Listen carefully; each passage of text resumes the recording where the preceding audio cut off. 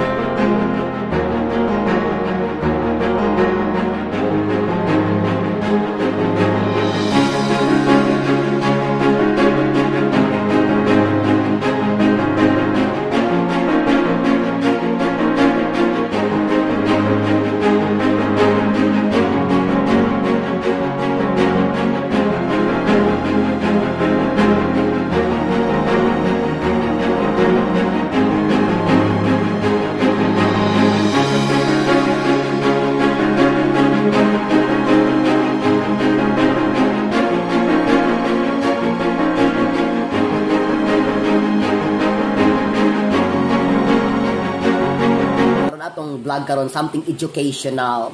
We will educate the members of the society that the teachers are doing their job despite and in spite of the pandemic, because education must continue no matter what will happen, because according to the principal of this institute that learning must continue because education and human capital services with PBB and GSIS. Moratorium. Because that's under the Bayanihan 2 law. That's under the Bayanihan 2 law. If the teachers will not pursue and stop educating the children of our future, we will loosen the intellectual capacity of the children to learn more and more each day of their lives.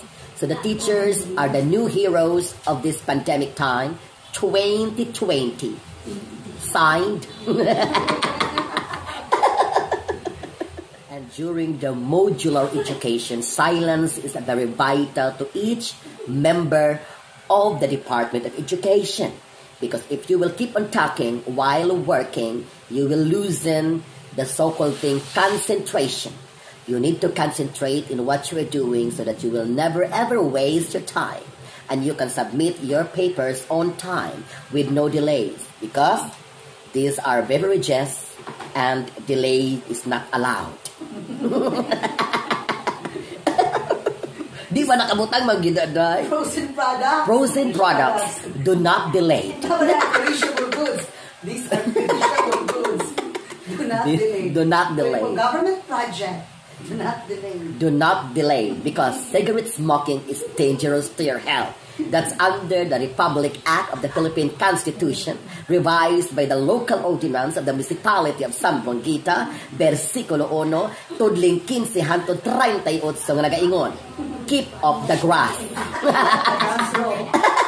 So that the grass grow and they will born free as the wind blows. Because I can see you from a distance, the world looks blue and green. Born free. Kayo kayo, dahil mo mag-visit diri Madam Ellie. Actually, this is not just a usual or a normal visit. This is a state visit because as of the moment, teachers are experiencing state calamity. Extended until September 12, 2021. 2021 under modular education. You know what? Teachers are risking their lives by day-to-day, daily basis, because from the moment they will be facing the students from different barangays and sitios, we'll never know what will happen next because they're inhaling and exhaling the air that we are not so sure if it's safe or not. The carbon dioxide, the nitrogen might create combustion in their lungs, then can create COVID-19. This is Lady Bell from Radyo Kaigsuuna, 98.5.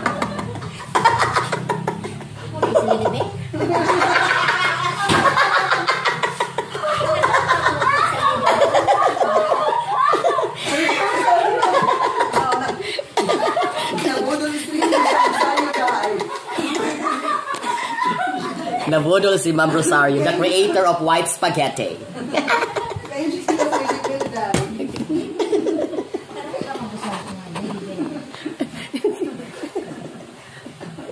So there's only one question that I want these teachers to answer straight from their heart. If you will stop educating your students at this time of pandemic, what would be the worst scenario that would possibly happen? Mr. Principal, will you please answer my question? I will bring this to Madam Briones. Hala, di kasabot siya in English. So ako siyang pinahagon o bahin-bahinon ang mga pulong sa atong gitawag o mother tongue or pinulungan nga binisaya. Dila sa atong inahan. Pumuhunong kamo sa pag-edukar o pagtudlo sa atong mga estudyante. Niining panahon sa kalamidad sa pandemic. Unsa kaha ang posible nga kadautan or mga negatibo nga mahitabo. Mr. Principal? Mr. Chair? Are you there? Anybody home? Lazada is here. Shopee. Busy pa mi, madam. I believe that all males need to be unpacked so that the three important learning domains such as knowledge, skill, affective will have a clear objectives which will be attained by the learners in the end of the lesson. Thus, the Philippine education system continues in the pursuit of quality, relevant education. That's why, through its concerned agency, the Department of Education, they were able to come up with a learning continuity plan which make use of the most essential learning competencies that is anchored on the prescribed standards of education, which will develop the Filipino learners holistically. Thank you. Thank you so much for that wonderful answer. In short, you need to use the powerful MDAS to answer that question. Ako manunday, ang diligay.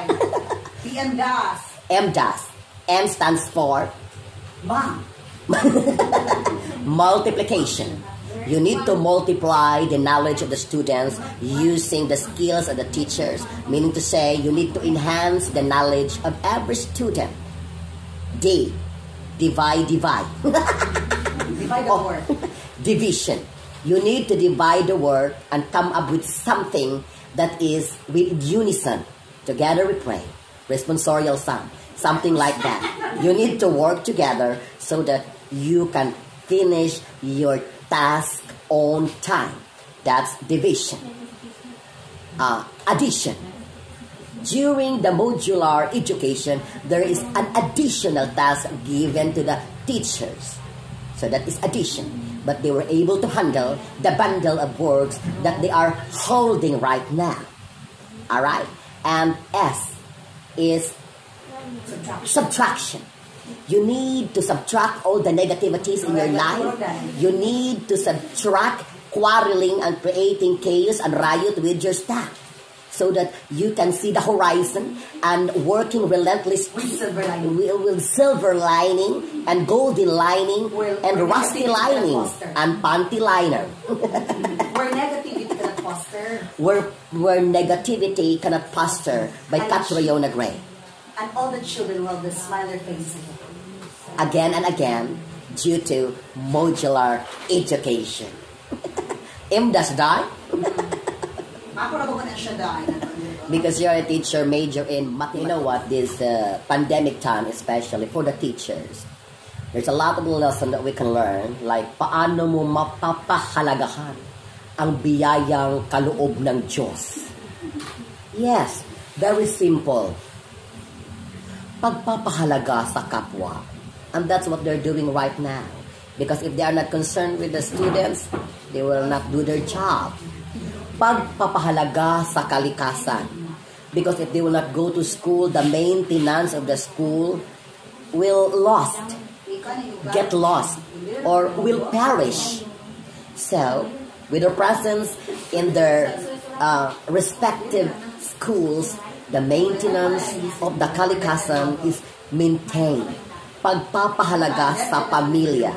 Because they're also helping the family, especially those parents who cannot accommodate their children in this educational system. Pagpapahalaga sa sarili. Giving value to themselves and to their students.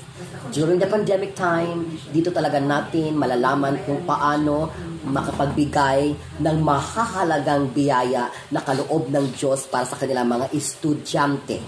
Muna siya ipikto, basta makakaon ng spaghetti loose pot. Mo bright ka. So they will go to school 8 in the morning and they will go out 5 in the afternoon. That's 8 hours hard labor. So each day they are encountering hard labor.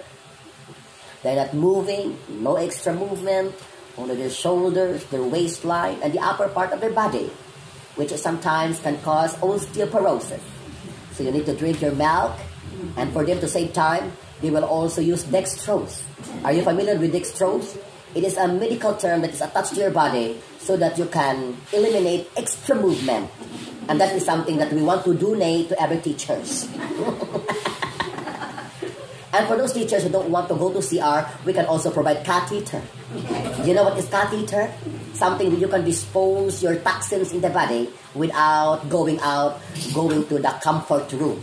So these are two essential things that I think is very useful to the teachers during this pandemic time with their modular education. Actually, while observing these teachers in front of me, with due respect, I asked them, why writing? Why not use computer? We're at the era of computerization. But there's a big lesson that you can get if you will do the handwriting. You know what? Your brain can easily observe what you are writing than inputting it to the computer. It's a little bit harder, but still very helpful to the teachers so that they can digest what they are writing. So that's the explanation why use writing skills rather than using computer. Satisfied? So, sa akong pagbisita karong hapuna, as I observe, the teachers are doing the toughest job ever in the history of teaching. So, sa nagsasabing teachers are not working during this pandemic time, I will give you the capital W-R-O-N-G. Wrong. So before you open your mouth and release statement without you knowing the real scenario, see it for yourself. And I will reiterate this, that to see is to believe. So I would like to congratulate all the teachers all over the world, especially in the Philippines, my motherland, in our municipality, most especially for their hard work for our students who will become the future of our fatherland. Thank you so much for watching. Bye.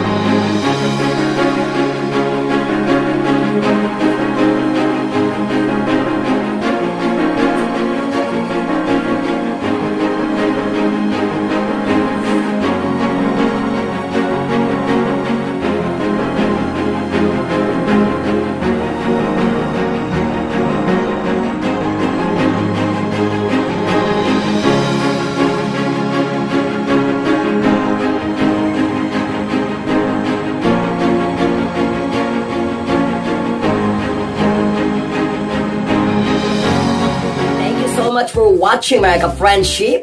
Don't you forget to like and follow my page, Ma'am Ellie, and click subscribe to my YouTube channel, Ma'am Ellie, and don't forget to click notification para lagi po kayong updated sa aking mga latest upload na video. Maraming salamat po. Thank you so much at mabuhay po kayong lahat.